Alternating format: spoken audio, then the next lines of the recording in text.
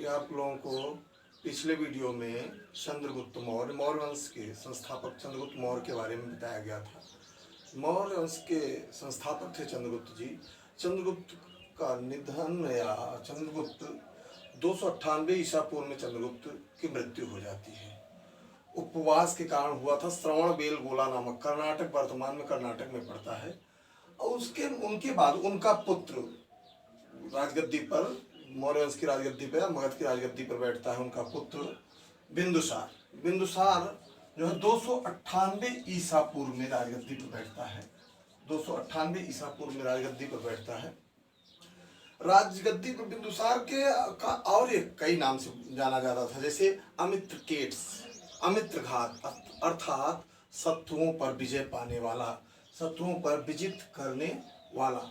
इन्हें बिंदुसार वस्तुतः कहा जाता है कि गद्दी पर बैठने के बाद इन्होंने चंद्रगुप्त मौर्य के द्वारा दिए गए शासन में लगभग छोटे छोटे राज्यों को, कहा जाता है इतिहासकारों का 16 राज्यों को और ऐड किया था और विजित। दूसरे पत्नी से अशोक थे। कहा जाता है सुशील को बिंदुसार बहुत मानता था। अशोक को क्यों नहीं मानता था? इतिहासकारों ने दर्शाया है कि सुभद्रांगी बहुत ही प्रिय पत्नी थी बिंदुसार की। जैसे ही अशोक का जन्म होता है, सुभद्रांगी की मृत्यु हो जाती है और इसको जो है कि इसका मुंह कभी नहीं देखने का संकल्प करता है। लेकिन पुत्र था तो विद्रोह दबाने के लिए पहले सुशील को भेजता है तक्षशिला आदि पर। अगल बगल शासकों ने विद्रोह किया था, लेकिन सुशील असफलता प्राप्त करता है। उसके बाद अशोक को भेजा जाता है और अशोक सफल हो जाता है।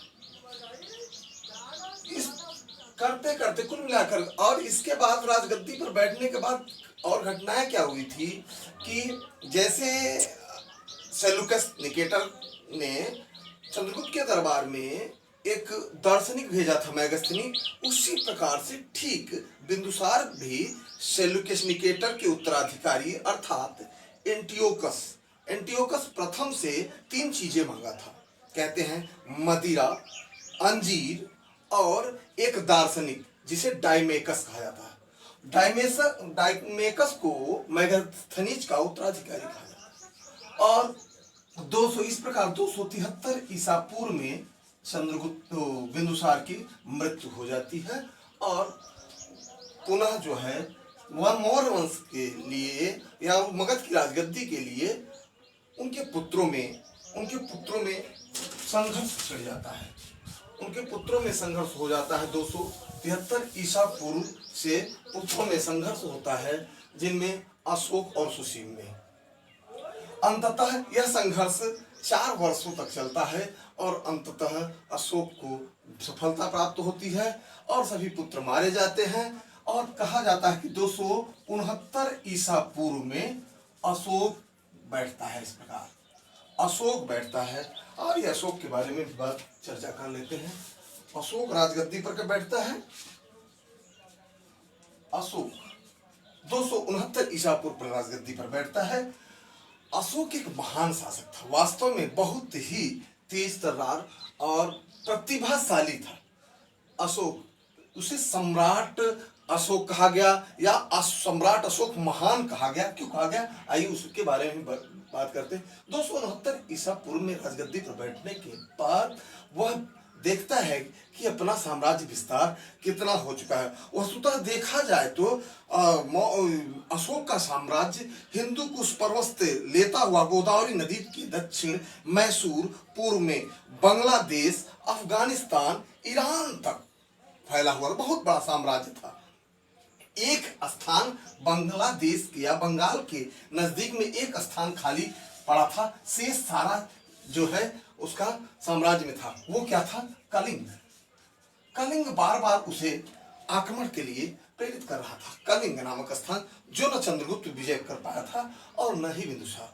कलिंग ये अशोक की राजगद्दी पर बैठने के 8वें वर्ष का ये क्वेश्चन आता है। अशोक राजगद्दी पर कब बैठा था? 269 ईसा पूर्व में। कब कलिंग पर आक्रमण किया था? राजगद्दी के 8वें वर्ष बाद, अर्थात 261 ईसा पूर्व में जो है अशोक आक्रमण करता है। कहाँ? कलिंग पर आक्रमण करता है। कलिंग का एक भयावह युद्ध होता है। एक भयानक युद्ध होता है। इस युद्ध में भयानक नरसंहार होता है। इस युद्ध में कहा जाता है, इतिहासकारों द्वारा कहा गया है, लगभग 1.5 लाख लोगों को जो है लोग खंज हो गए थे। किसी का हाथ नहीं, किसी का पैर नहीं, किसी का कुछ नहीं, तो किसी का कुछ, और इतने ही लगभग 1.5 लाख के लोग बंदी बना लिए गए थे। और लगभग इतने ही 1 से 1.5 लाख के बीच जो है नरसंहार हुआ था।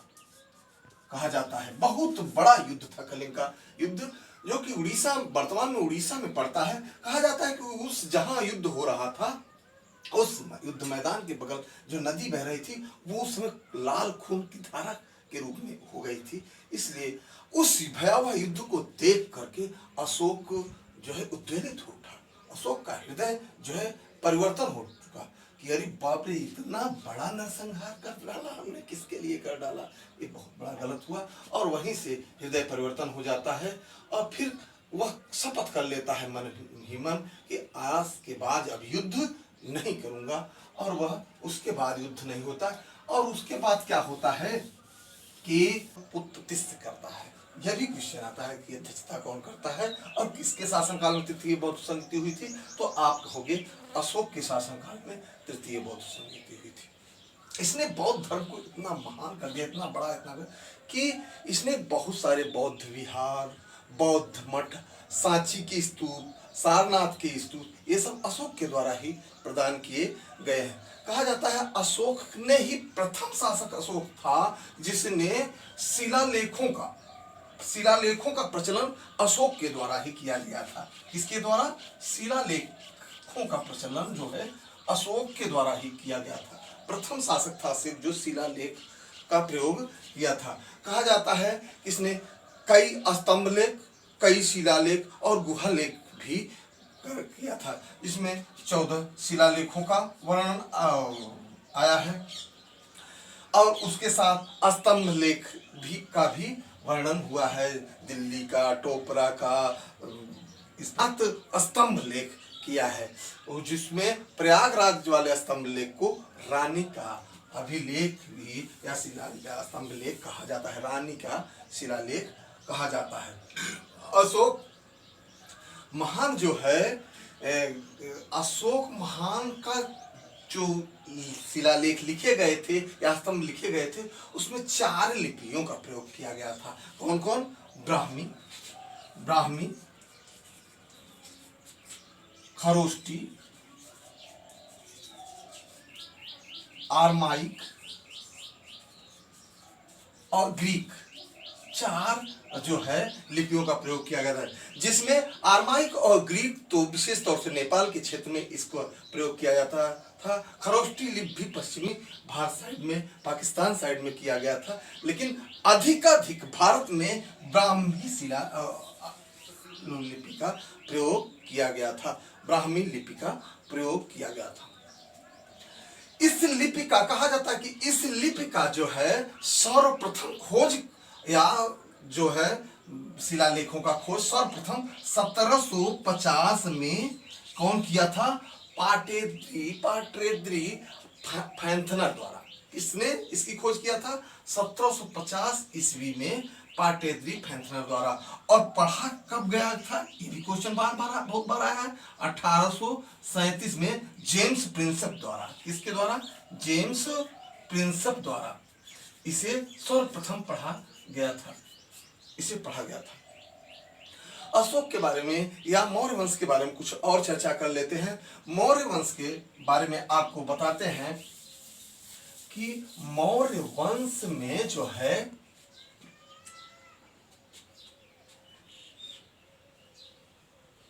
मौर्य वंश के बारे में हमने केंद्रीय शासन के बारे में चर्चा कर ही चुके थे। मौर्य वंश को सरकारी भूमि को सीता कहा जाता था। सरकारी भूमि को सीता कहा जाता था। और मौर्य वंश में गुप्तचर भी हुआ करते थे। गुप्तचर को गूढ़ पुरुष कहा गया है। क्या कहा गया है? गूढ़ पुरुष। गुप्तचर 2 प्रकार के, मौर्य वंश में 2 प्रकार के गुप्तचर दिखाए गए हैं। एक तो अस्थाई थे और एक अस्थाई, अर्थात एक जो है संचार गुप्तचर कहा जाता था, संचार गुण पुरुष। एक संचार होते थे, एक अस्थाई। अस्थाई वाले जो होते थे वो एक जगह पर अपने सूचनाएं प्रदान करते थे, लेकर के सूचनाएं खबर दिया करते थे। और जो संचार वाले होते थे वो जो है घूम घूम करके खबर को पहुंचाते थे। इस प्रकार दो प्रकार के गुप्तचर या गूढ़ पुरुष पाए गए हैं। और मौर्य वंश में कहा जाता है कि मौर्य वंश के बहुत बड़ी सेना थी, लगभग 50,000 घुड़सवार थे, लगभग 50,000 30,000 तक रथ, 9,000 हाथियां और लगभग लाखों पैदल सैनिक भी थे मौर्य वंश में। तो इनके यहाँ सेनाओं का देखभाल के लिए 6 समितियां थी, 6 समितियां निश्चित की गई थी। और इसी प्रकार शासन का देखभाल के लिए भी 6 समितियों का वर्णन किया गया है उसमें। उसके बाद इनका समाज 7 वर्गों में विभक्त था, समाज 7 वर्गों में विभक्त था। और आपके तृतीय बौद्ध संगीति के बाद अशोक का इस पर शासन काल बड़े शांतिपूर्वक बीतता हुआ चला जाता है धर्म सहिष्णु शासक के रूप में। और अशोक जो है 232 ईसा पूर्व अर्थात 40 वर्षों के शासन के बाद अशोक का देहावसान हो जाता है। इस प्रकार एक महान प्रतापी शासक का अंत होता है। आइए कुछ मौर्य शासन के बारे में बात करते हैं।